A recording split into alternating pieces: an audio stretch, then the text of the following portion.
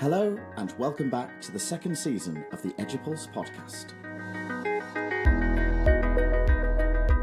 Feel free to sit back and enjoy our conversations with leading educational thinkers, movers and shakers, with a keen focus on helping our ITT and ECT colleagues navigate the choppy waters of education. Good evening, ladies and gentlemen. Welcome back to EduPulse Live. It's a Sunday evening. It's just turned 6:15. Absolutely delighted to have you all with us. We are going live on X. We are live on LinkedIn and live on Riverside as well, if you're that way inclined, though I don't think very many people are. This is a really exciting opportunity for us because we thought we'd look at a celebration that is happening right now, but not just a celebration, a time for reflection, connecting to spirituality, connecting to yourself and the world around you. And before we introduce our very special guest, Adam, how are you? How is your Sunday or your weekend gone? Has it been good? Yeah, this has been a very busy weekend, and I'm now at the stage of it where I'm just about getting ready for Man United to crushingly disappoint me. As always, that's usually what happens about this sort of point in the weekend, but that's all right. I'm used to it now. Well, that's because you support football, and wrong shaped ball for me. I'm a rugby person. Fewer arguments that way. I think Amjad. Oh, sorry, you haven't introduced Amjad yet. We've got Amjad Ali on the podcast. Amjad Ali is here. Well, I think Amjad, you're a Man United fan as well, aren't you? No, I'm not, man. But I'm an Arsenal fan. So to talk about disappointments, Pakistan got knocked out of the Homes Champions Trophy. I'm a Welsh rugby fan and an Arsenal fan. So I've had a lot of disappointments recently. So it's not good. But it's still not as bad as United fan, to be honest. Yeah. Still well, not. I was born with an Aston Villa bib around my neck, so I don't get very much choice in that. So not too bad. Amjad, thank you so much for joining us today. We really wanted to have a space where we can chat about your holy festival. So Ramadan Mubarak. How are you? Thank you so much for joining us this evening. Yeah, no worries. I'm fine, blessed. It's the first one for me. Lots of the Muslim population started on Saturday. There's contention as to why some people start on different days. In a nutshell, every country that you live in, a representative has to see the start of a new moon, so the start of a crescent moon. Some countries, if we live in England, for example, contrary to the right-wing opinion, is not a Muslim country, and therefore we need to go to our nearest Muslim countries, which would be Morocco for us, for example. However, over the years, some countries have just deferred to Saudi Arabia because that's where God's house is, Mecca and Medina, etc. So they've just gone, you know what, we'll just follow whatever Saudi does. Saudi have said over and over and over again, don't follow us. You must make your own decision. However, as religion becomes culture, culture becomes a norm. That's just basically how the split happens. Some people just go, oh, Saudi's going for it, we're going for it. Some go, wait, we're going to have to wait for the nearest country to declare. And they declared, and it's normally a day off. So we started, this is my first one today. Pretty easy. As they go on through the years, they start around 10 or 11 days earlier. And one of the things that people don't actually understand why that happens, they know that it happens, but one of the things that kind of fascinates people is the reason why Ramadan was decided to be within this, unlike the Gregorian calendar, this lunar calendar, was so that there would be inequalities of season for whilst you're fasting. So you will never be fasting at the same stage in the same season throughout your life. So it will cycle back round to longer days. So I've just, despite being 40, only just had my first summer stint about 6 years ago where it was in July, August. That was peak. So now I'm not going to get that for another 15 odd years. And the reason why it goes back is for that reason. So you're not just perpetually stuck in the longest days. And the UK, on the average across the world, has longer days. So it's even harder to fast here, for example. Well, this is kind of why you're with us, because I consider myself quite knowledgeable and cultured, and I want to learn about other people's cultures and religions and beliefs, but I didn't know that, and that's fascinating because for our listening public, because this will go out as a visualized podcast, but if you're listening in the car and it's, I don't know, a rainy Monday morning, because it's going to be. Amjad, you're a Senko, you're an author, you're a guest speaker. Do you want to just give us a little bit about you and what you've done and kind of what's brought you to here before we dive into some more questions that we've got about Ramadan and school leadership? Cool. So I've been teaching for 19 years. I finished university with a law degree, never was interested in going further with law. Worked in a prison for a year, to various young offender institutes for a year, to basically get me ready and blood me up for secondary school. So I thought if I could teach in prisons, I'll be all right in secondary school. Interestingly, the prison was far easier than lots of the schools that I've worked in. And then I've been doing that for 19 years. I've been a senior leader for 10 years and a qualified Senko for 10 years. I currently, from January, work as a trust lead for the Chiltern Learning Trust. I'm the inclusion and training lead. So I do that flexibly. And something that slightly makes me stand out from lots of other people is, for the last 8 years, for 1 day a week, I've worked for myself.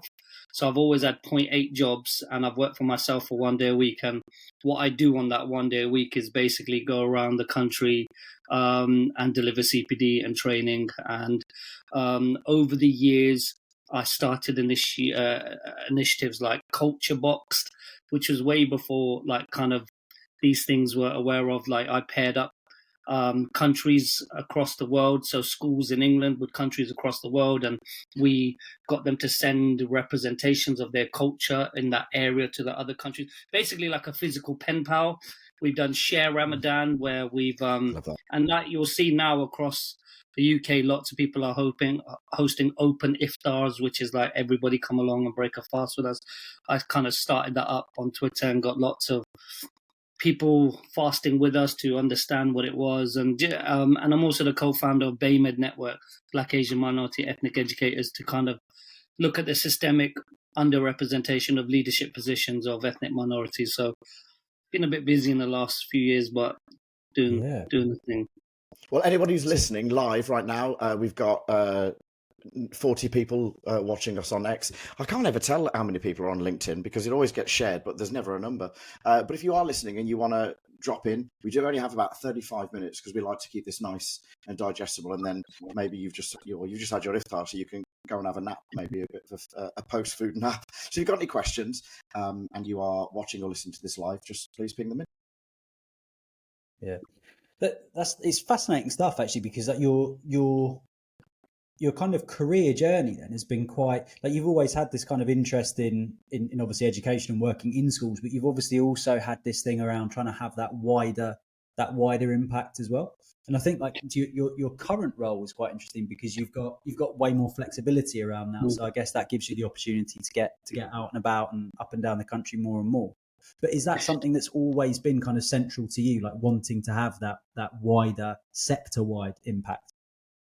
Yeah, I mean, I've put out on social media over the last couple of years that, like, amongst all of my kind of humbleness and kind of imposter syndrome, a real clear brag that I will comfortably wear on my chest is, I think, because of me and others, I've allowed others to share their religion more freely online, because I've been like, hey, this is what this is about, and everybody share, and this is what we do, and whilst making editable assemblies for people to use in their schools and provide resources for people and combine and collate all of those things. Because of me, I think people have spoken more about their faiths online, which I'm really proud of.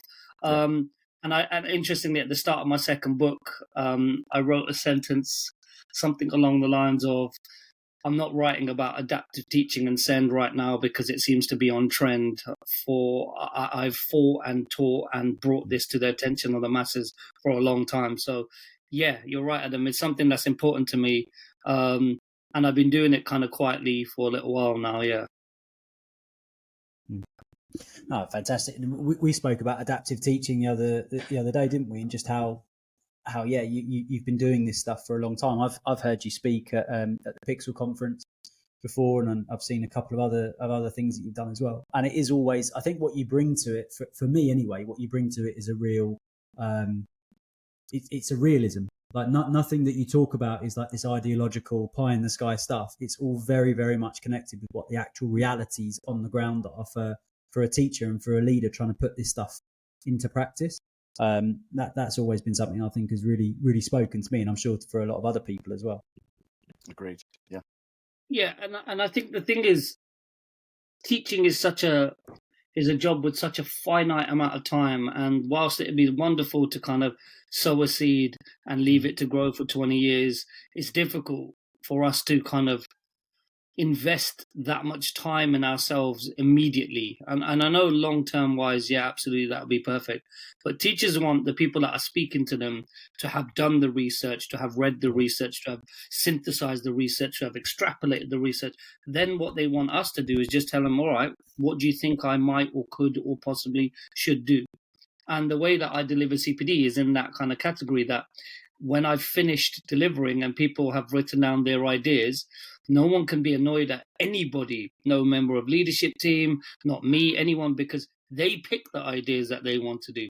They pick the ideas that they're going to try. So when you turn around and say, how'd it go? Well, I didn't want to do that. And I was told to do it. No, mate, you picked it. Like, what do you want me to do? Like, you decided exactly what it is that you want to do. So that's the key. And a lot of people that are delivering CPD struggle with that because they almost sell their ideas to others, whereas I'm just saying, here's a bunch, like, have a think. Love that. Shall we crack on with the subject at hand? We just before we jumped online, you said you had your iftar at around about 20 to 26. Can you tell us, kind of as briefly as possible, which is a bit of a challenge because it's a big question, what Ramadan means to you personally?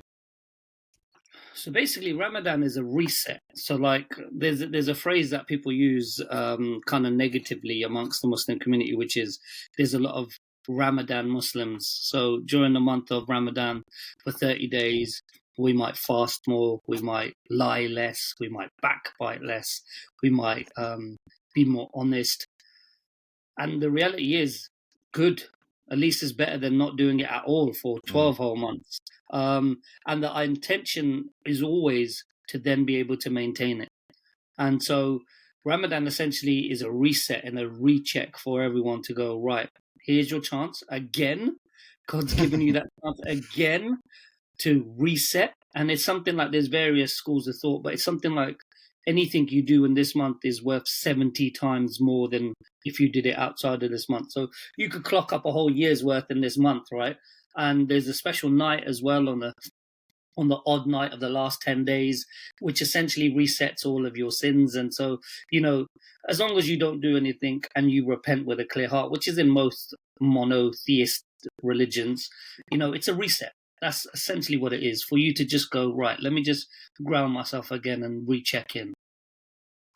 It's always something that has attracted me on an intellectual level as well, because it's not something that is overly religious. It's a lot of it is logical. It's a take a step back, take a look at yourself. It's for reflection. It's just that you're putting your body through something that is testing you, and as a Muslim, you're testing your faith, and you're testing. You're allowing God to kind of enter your mind in a way that you wouldn't usually, because you're so busy. And for people who are not religious, that would still have a great impact of self-reflection. And I've always found that quite an interesting link, because it's not like, here's what Ramadan is. I've always found that a very comforting. I've just never been brave enough to even try and do it. The thing is, like, I wrote a thread a few years ago about what people commonly said, what, not even water, what, I couldn't do that, and all of these kind of things. And you'll be surprised how much your body can cope with. You'll be surprised how much your body can deal with. And the thing is, like, the seasoned fasters like myself will say, the food isn't the issue. The issue is maintaining all of the other good habits and essentially making sure that you then don't overeat when you break your fast, because that would be illogical then. There's no point just starving and then being gluttonous then when you open your fast. It's about understanding. At the end of this month, we give zakat, which is one of the other 5 pillars, in which 2% of our savings is given to charity. And, there was a study that, not a study, it was a report that came out about 6-7 days ago that said that Muslims give 4 times as much charity than anybody else in the UK. And yet apparently we're the sponges and we're the benefit seats and all of those kind of things. Yet the amount of charity we give is systematic to our beliefs. And so in this month, we give food to our neighbors. We invite anybody around. Like, all of it's about that to then make you go, right, I will maintain this. And one of the things about, when people have started to undergo Lent, I ask questions like, so what do we do and how do we do this? And, I try to learn as much as I can about other faiths as well as try to teach other people about our faith as well. Because, I mean, the biggest myth that you won't even believe is true is some people think we fast for 30 days straight. And it's just like, nope, we would die. That's not what we do. And so, you can't eat from sunrise to sunset for 30 days. No, but in between we do. Do you get up and just eat loads? No, because that'll defeat the object. You get up, you may have a little drink, a little bite to eat, but then you pray, because that's the first prayer of the day. That's why we get up, not to eat. You get up to pray. So it's understanding that kind of concept. Yeah. How can I just ask as well there, like, so you mentioned like some of the quite damaging stereotypes that people have about Ramadan and about Islam more generally.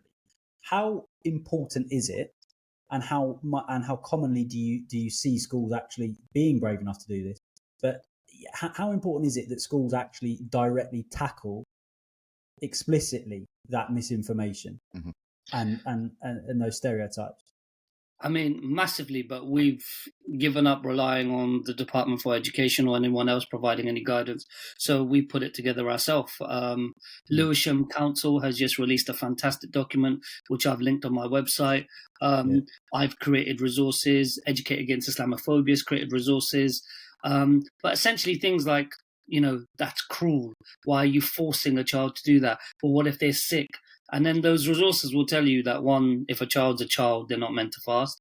If they're sick, they don't fast. If you're on your period, for example, you don't fast. If you're pregnant, you don't fast. If you're on medication, you don't fast. So there's so many exemptions that people are like, oh, that makes sense. Like you said, Chris, that's logical as to why. But that is that ignorance. And the thing is, look, Adam, like in a previous school that I worked in, I delivered an assembly on Ramadan, like saying, I'm celebrating Ramadan and this is what I'll be doing for the next 30 days. We had a letter coming from a parent complaining that we're trying to convert kids to Islam. So schools are scared. Schools are worried. Schools, there's a complaint culture. And so, yes, it's important. But if you've got a leadership team that don't really know what they're talking about, they won't tackle it. And then that's what causes wider problems then. So it's one of our questions, isn't it? So this is a podcast. A lot of leaders listen to this, and we talk about educational leadership. We also talk to our ITT and ECT colleagues. And you've just gotten to the heart of it. You're saying leadership isn't doing this. So what are some of the things that you think that schools can actively do? I was at Step Up Network yesterday in Wolverhampton, their leadership event. It's run by Ben Hobbis. And Kezia Featherstone did a little talk, and it was absolutely brilliant. And she mentioned about not putting parents' evenings too late because of the iftar. And she just said that's just a really simple adjustment that schools can make. Not tokenistic, but it's something that you can think about. What are some of the important things that school leadership teams and even higher up all the way to the CEO can be doing to adequately support? So any kind of whole school event, you need to be mindful of that. But the thing is, Ramadan is one of the facets. Like, don't book a school event on a Champions League final. You're not going to get any parents turning up. Like, you just need to be logical about those things. So it doesn't matter if it's Ramadan or Passover or whatever. It's that idea of what are we clashing with right now. Other things that schools need to be mindful of is kind of, if it's a summer month, what are they doing in PE? Is it athletics, or is it something else? Or a lot of schools get confused by students saying, well, for this month, miss, I don't want to do music or dance, but usually I will because I know I have to. But for 1 month, is it okay if I don't do it? And then people go, oh, but you do it all other times. And it's like, well, I probably shouldn't, but because I'm trying to assimilate, I will. And therefore, just at least give me a pass for 1 month. And it's kind of understanding that you're not there to judge them. Like, if a child comes up to you and goes, miss, is there a prayer room now? Don't turn around and say, well, why didn't you pray before? You know, it's all of those kind of questions and those kind of responsibilities that schools need to understand, but also understand if you're putting on a staff breakfast or something, or if you're doing a well-being event with other members of staff, like what's the kind of knock on to other people. I remember back, 30 years ago, when we used to go to school and we were all free school meals, me and my siblings, the canteen then used to pack bags for us then to take home. So I remember we used to take our little ice and cake home and our little pasty home, and they used to do that for us then, 30 years ago. And I didn't go to a heavily Muslim school. It was like a good split of everybody, but yet they were aware of that then. It's like, what are we doing for our free school meal kids now? Because remember, that might be the only hot meal that they get, possibly, and therefore how are we removing that or supporting that with those kind of situations? Yeah, no, again, it's such obvious stuff when you say it, but I think sometimes the thing that prevents it is people almost have this kind of like paralysis of action because they're worried about doing the wrong thing, and so they think, well, let's do nothing, let's just carry on as normal, and then hopefully it'll it'll pass by without event. Whereas I think so much of what we need to do more generally in education, anyway, is from a social perspective, is tackling this stuff head on and tackling misinformation, but also tackling and like facing up to our own ignorance. And you say, yeah, absolutely, there's lots of school leaders just don't know. It's not something they know about. But where can they go to get the information about how to actually approach these issues with families, with children, with the whole school community? You've talked a little bit about some of the stuff that you've got there, like specifically what kind of stuff can people get access to understand? I mean, the thing is, better? The two resources I would say, aside from myself, would be Muslim Council of Britain, MCB. Yeah. If you Google them, they'll come up top search for anyone. They always put out a resource pack, a Ramadan information pack every year. And then Educate Against Islamophobia, EIA. Educate Against Islamophobia have put out really up-to-date resources. And I've linked on my website, trythisteaching.com, the Lewisham Mosques resources, who are actually really forward-thinking mosques. They're on Instagram, they're on TikTok, they're putting loads of things out for people. So yeah, you can find out. But as Vina Maya says, it's now not a time for people to say, I just don't know. Your ignorance cannot protect you anymore. You've got to walk towards your discomfort, right? So you've got to say, what don't I know? Where do I go about it to find out? So for example, with the anti-racism stuff, on the BayMed Network website, we've said, here's a bunch of podcasts, here's a bunch of books, here's a bunch of websites, here's a bunch of people. Because people have said, we just don't know what to do. So we've said, here you go. But we can't make you listen. We can't make you watch. We can't make you read. So we're providing the resources. It's out there now. People can't say, I just don't know what to do, because they do. They've got to do it now. Yeah. Do you think there's an issue with balance between people asking you and you kind of going, you can find out yourself, because there's some difficult conversations have happened in the past where a person, maybe it's a person of colour, and maybe it was Black History Month, that wonderful tokenistic period of time, utterly ridiculous. It's not just completely threaded throughout your curriculum for the rest of the year, or Muslim, and somebody comes up and goes, "Oh, what is this?"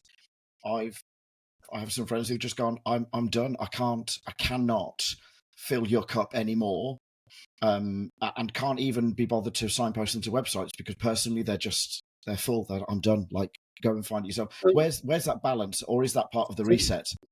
I don't know. There's two ways of looking at it. Dr. Muna Abdi, who's a professor at Sheffield University, who was a professor at Sheffield University, who's absolutely amazing. She talks about this idea of a lot of us have hit what she would regard as activism fatigue.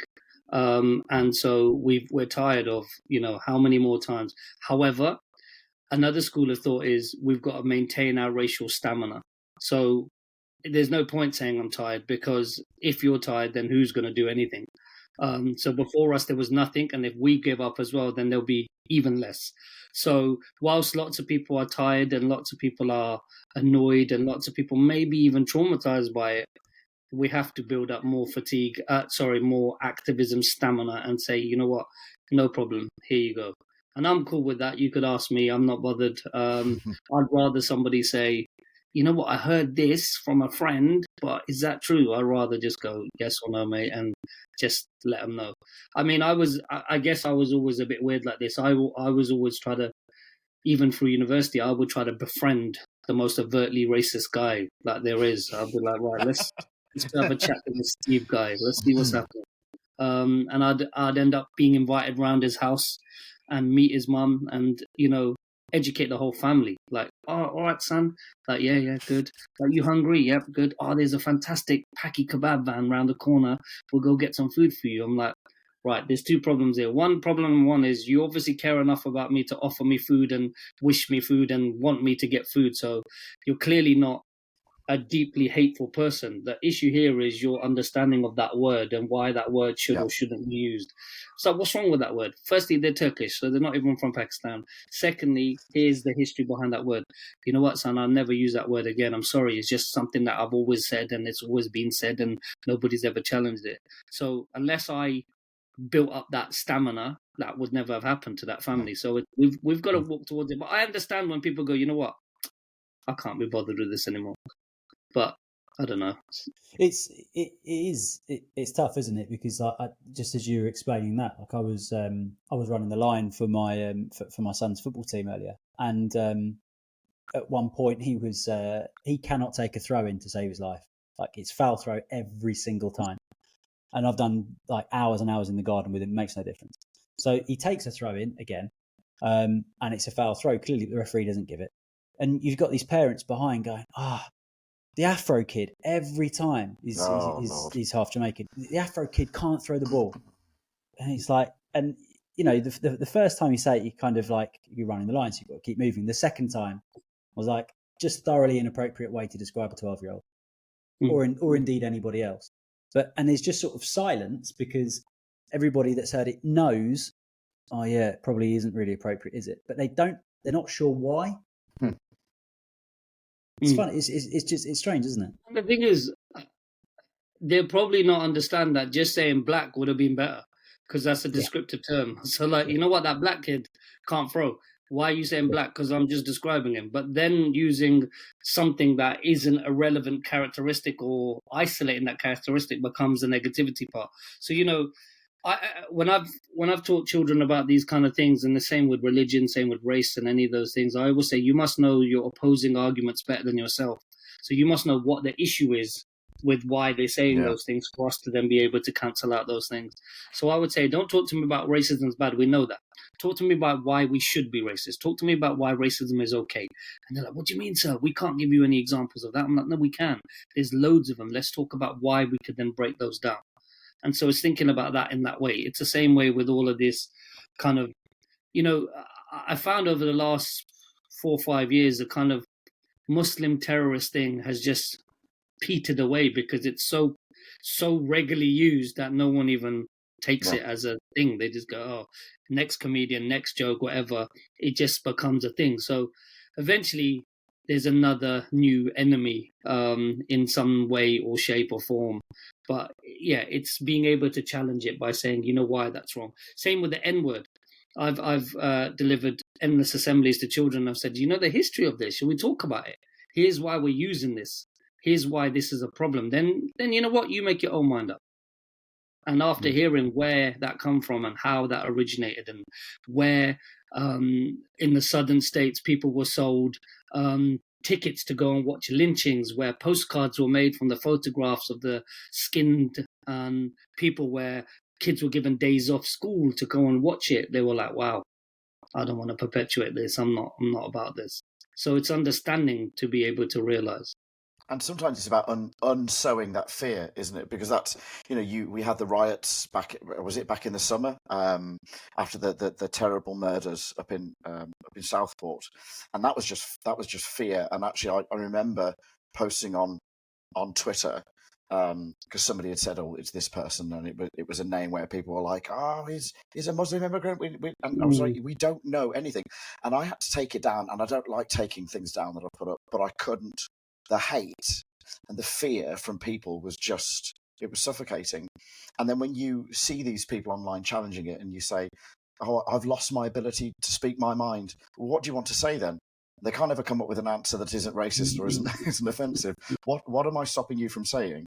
Because if you tell me what that is, I guarantee it's going to be offensive, and not in a way that, I often say to my kids at school, you absolutely have an inalienable right to your opinion. What you don't have is a right to escape the consequences of that opinion. If you have an opinion that is racist, you are a racist, and I will call that out. But you can still say, it's my opinion. And I just find that, yeah. It's funny how everyone that wants an opinion doesn't want to show their face with their opinion. So, if you want an opinion, put your picture up, put up where you are, put up what you do, and then let's talk. And so, these kind of things, they need to be unchecked. But the science behind it, right? There's a concept called a tunnel reality. So we all live in our tunnel reality, and we all live with what we experience. And Adam's experience of having a half Jamaican boy will have changed his tunnel reality now. And so I don't know his history, or I don't know his current situation, but just hearing that snippet, his tunnel reality will be different to his neighbor's tunnel reality. And the thing is, what we sometimes misunderstand and probably misjudge is that one's tunnel reality isn't flawed because they choose for it to be flawed. It could just be flawed because that is their reality. And so therefore, until we open up their tunnel to a wider perception of what's happening, everyone will continue living in their reality. And so that's the kind of trick, not whether you're a bad person, it's whether you've noticed being a bad person. And so that's what we've got to kind of break down. Brilliant. That phrase you used earlier, you said, so know your opposing arguments better than yourself. If both sides also did that, if everybody had that view, not just the anti-racists among us, but like if people that did hold prejudice views also had that at the center of it all, know your opposing arguments better than yourself. Maybe that's the way to, and I guess this is a lot of what you're saying, isn't it? It's like, put this information out there, help people come to the mindset whereby they're willing to consider the opposing arguments, and then they make their minds up. Because if at that point they make their own minds up and they still hold racist views, it's unlikely that anything you were going to say to them was going to change their mind. No, and anyway, right?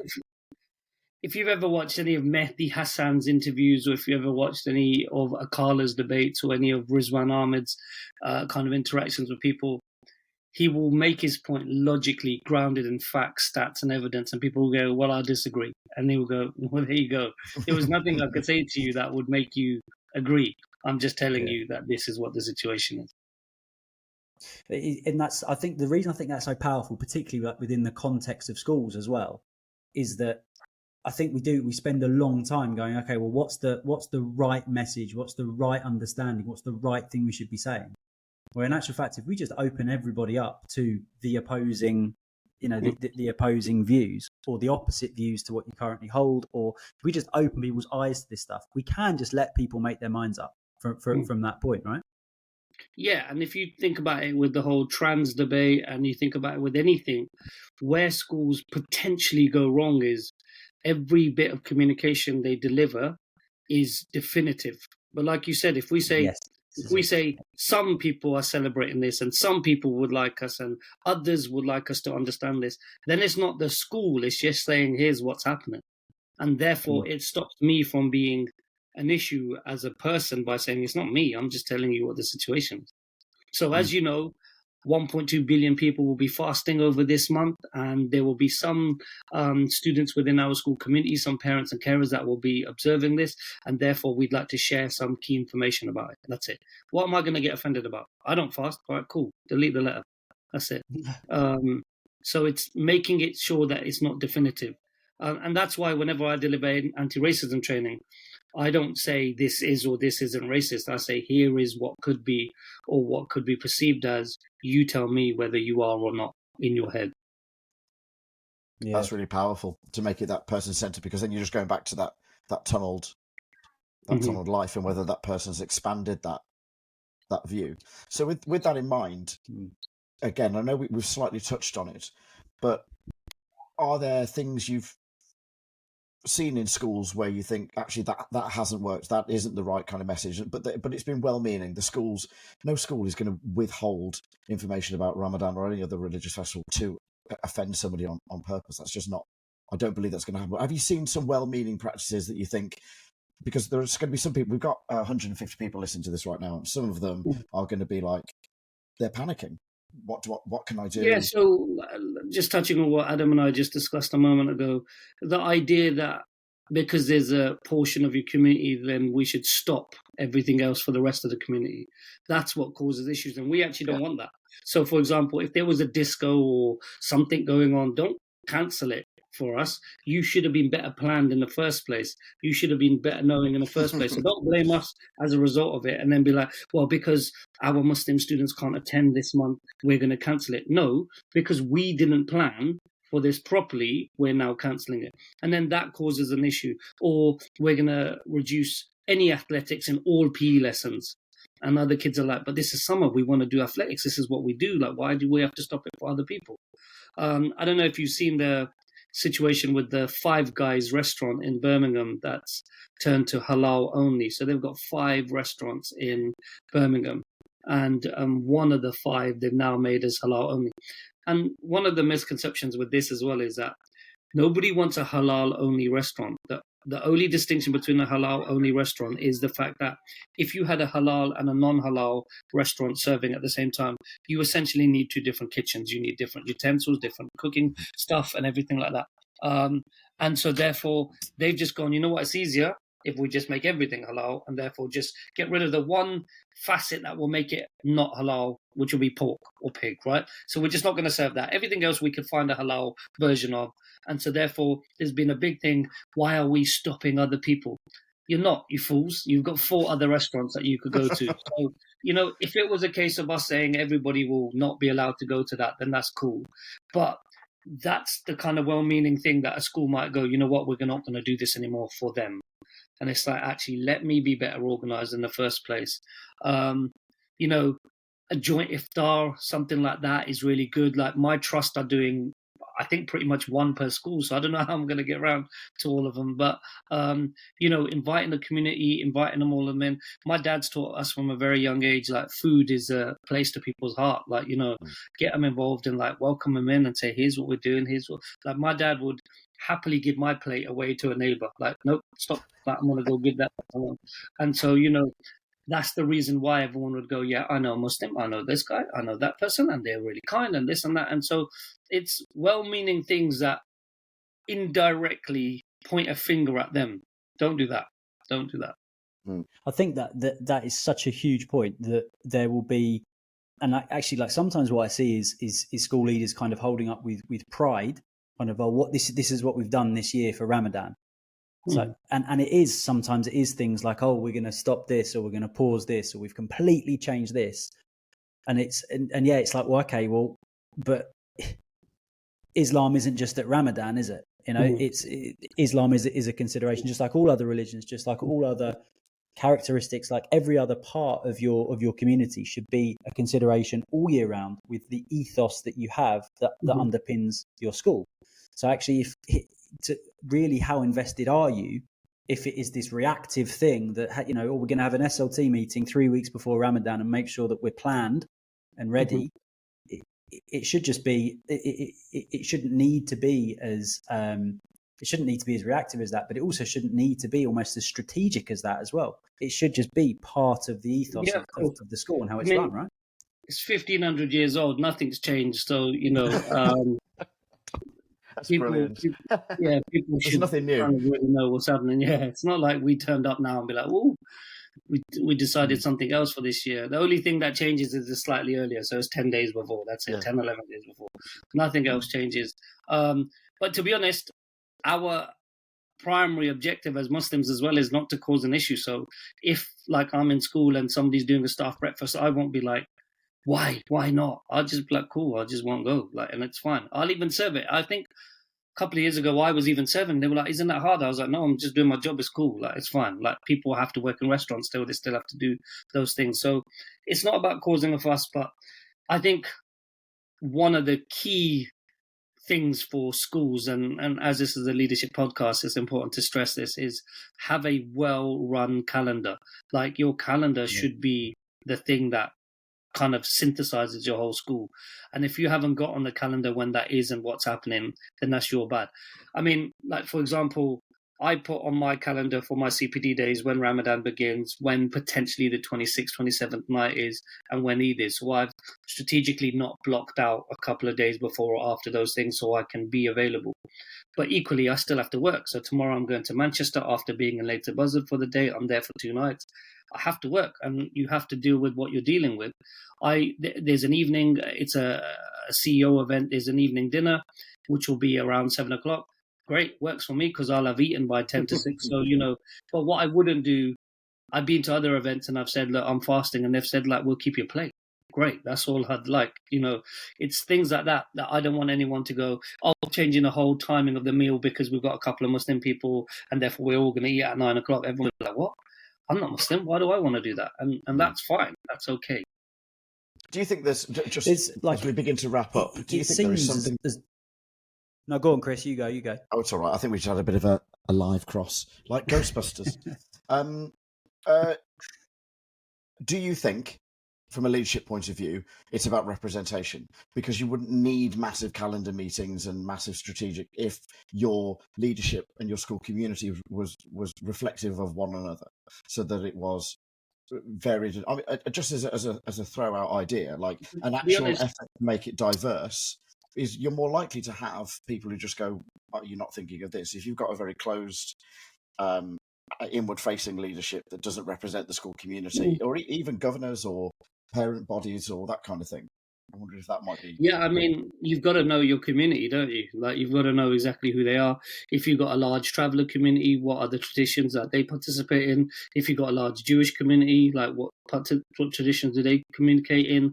And so, yeah, it's just knowing that. But I would say it's more the responsibility of school leaders that work in 95% white British schools to know about this more. And so I don't need a school leader in East London to be teaching the kids about what Ramadan is. If you delivered an assembly to those kids, they'd be like, yeah, duh, so we know, right?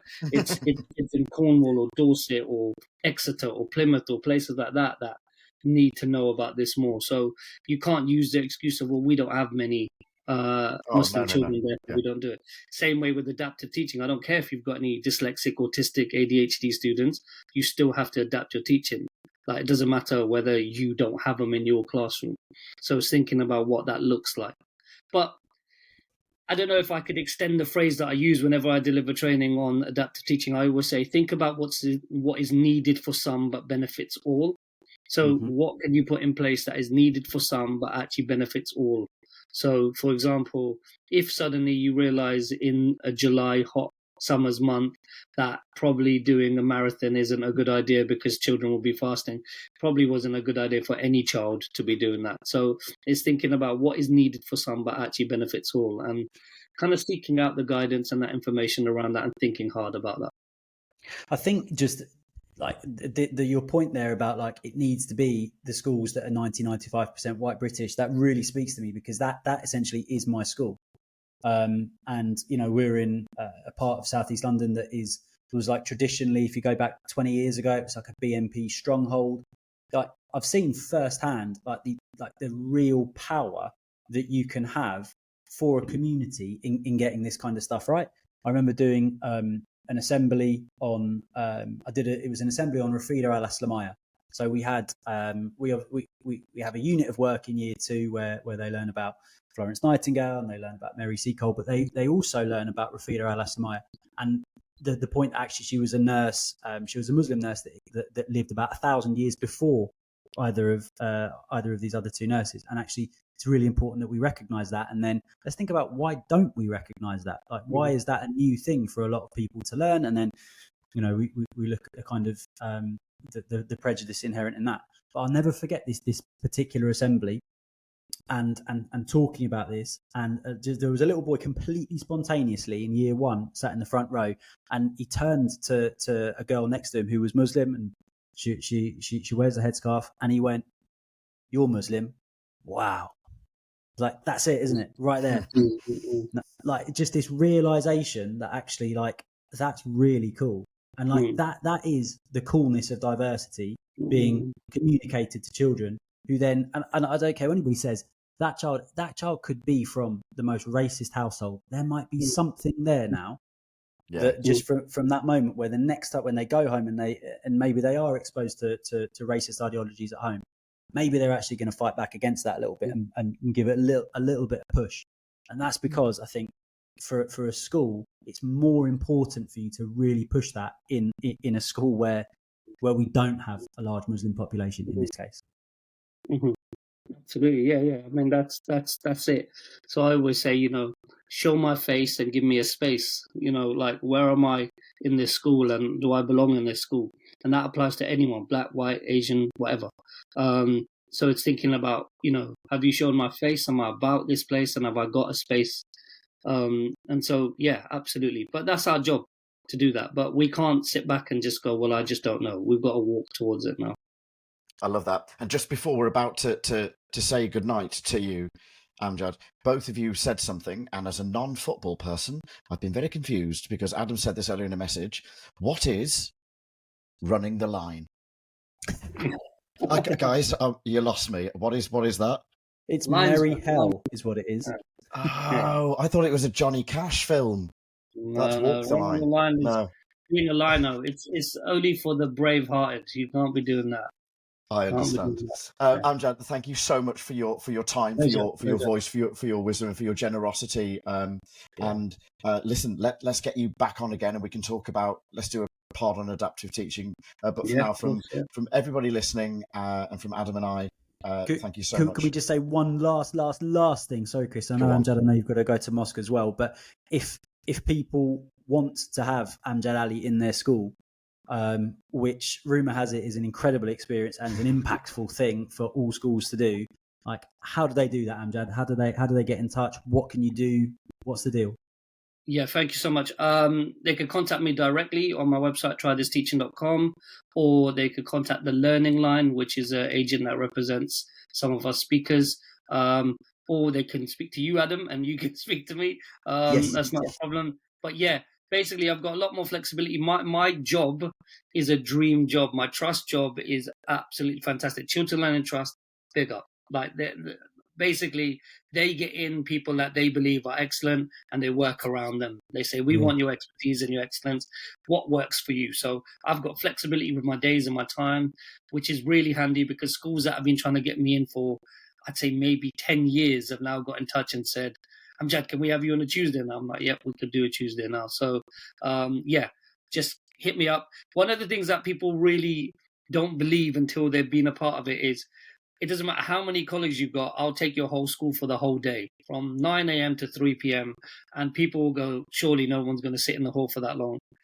I've done about 300 schools. Like, we could do it. Like, give me a chance and we'll see what that looks like. I'd say, like, having listened to you as well, as I say, I listened to you speak at the Pixel conference, and just like conversations that we've had, the phrase that I would use to describe your experience of Amjad Ali time is like actionable inspiration. So you come away feeling inspired, but knowing what you can do with that inspiration. I think that's different. It's not just about, like Jenny Webb uses this phrase, zhuzhing up, right? It's not just about that. That's not what Amjad's going to do. He's going to come in, he's going to inspire you, but he's also going to leave you knowing exactly what it is you're going to go and do, probably that night, because you're so inspired, to make sure that you do that a little bit better the next day and onwards. I love an analogy, so I want to finish with one. Like, to be zhuzhed up is like having a Friday night takeaway and thinking that was amazing and then going to the toilet. What I do is give you the Friday night takeaway and the recipe on how to make your own takeaway next time. So hopefully that will help people. Thank you so much, Amjad. Thank you to everyone who's been listening at home. And if you are catching up with us, driving in your car on the EduPulse podcast, make sure you give us a visit on all of our socials. Thank you, Amjad, and have a blessed month. Thank you so much. Thank you so much. Thank you. Take care, everyone. Bye. Bye. Thank you so much for tuning in to the latest episode of the EduPulse podcast. Why not help broaden the conversation and join us over on social media at EduPulseCo, or sign up to our newsletter at edupulse.co, and we'll see you next time.